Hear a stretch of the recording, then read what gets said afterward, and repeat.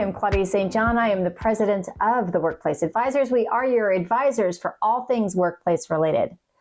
As part of our recruiting packages, we oftentimes, when we are presenting a candidate to our clients, advising our clients on the best way to structure those interviews so that they are able to assess candidates the most effective way possible.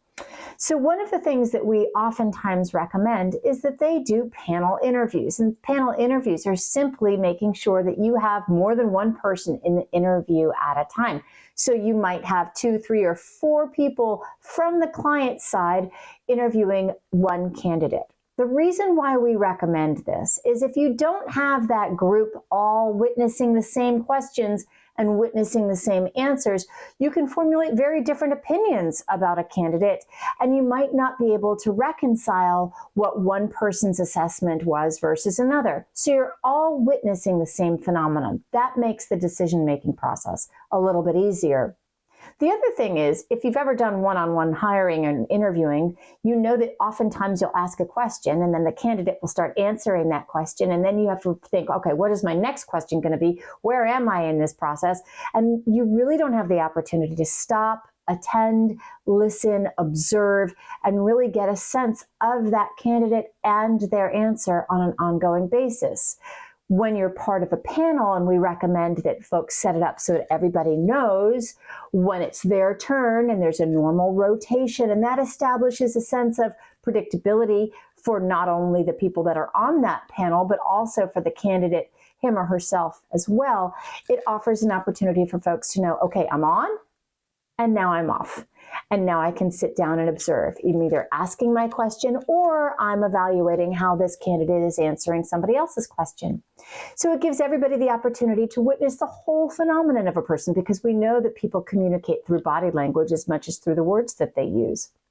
Finally, the nice thing about having a panel interview is that you will use the same panel for all of your candidates. And if you all have prepared your line of questioning, so everybody has an identified area of questions that they're going to be asking, you're much more likely to stick to that script and stick to it when you're looking at different candidates so that you actually can compare apples to apples.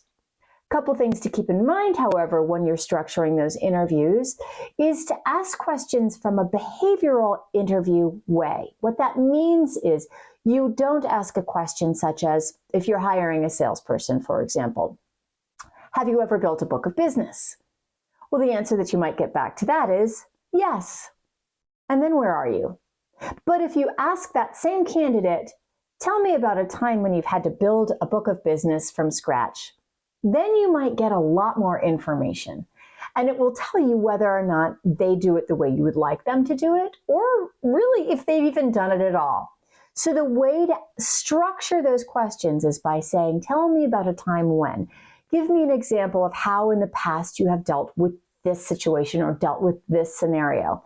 That asking of past behavior, asking them to describe past scenarios, not only helps get more information out of them, but it also is probably the best indication. Past behavior is usually the best predictor of future behavior. And that way you can anticipate whether or not their explanation satisfies what you would like to see if they were in your role.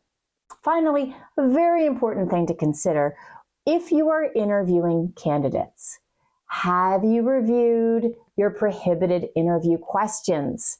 If you have not reviewed them, now's a good time to reach out to us at the Workplace Advisors. Shoot us an email at hello@theworkplaceadvisors.com. We'd be happy to send you a list of prohibited interview questions and approved interview questions, because that is probably the riskiest part of the hiring process when it comes to discrimination and where things go off the rail. It's because somebody probably not wittingly asked a question that they really just shouldn't.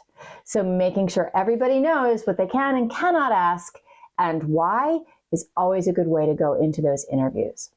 If you are interviewing candidates and just want some advice or would love just to connect and say, hey, what's a great way of asking these questions? We have behavioral interview questions we can share with you.